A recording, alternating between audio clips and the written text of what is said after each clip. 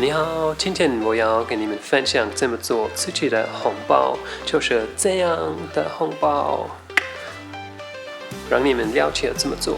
其实是蛮简单，然后我也觉得写自己的红包就是比较好一点，做自己的就比买红包就是更好一点。好啊，我们就开始。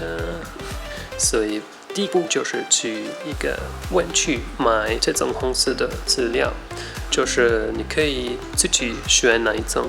我选的是特别的红色的资料。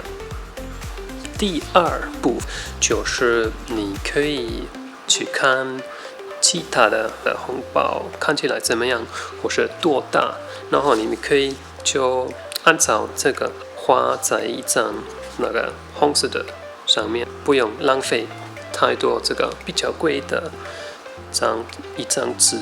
OK， 第三步就是你们用剪刀剪。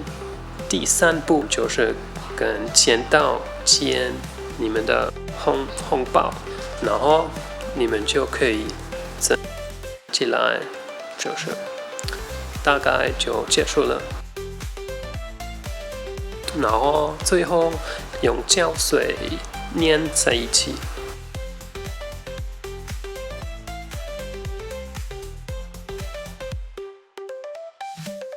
然后最后第五步，你们就用金丝我觉得最好看，颜色可以写下来。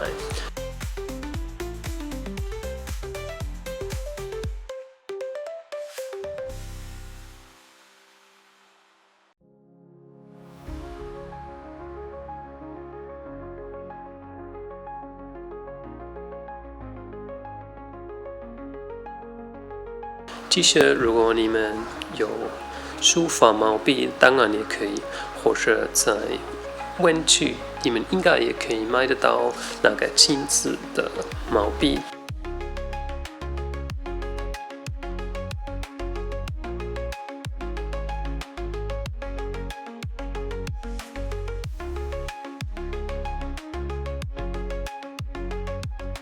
我自己觉得，我们也可以写一个讯息在那个红包里面。我写的是罗马书第12章第15节，就是要与喜乐的人一同喜乐。我是基督徒，所以我觉得我们也应该分享这个喜乐。对，好的，就是这样。新年快乐！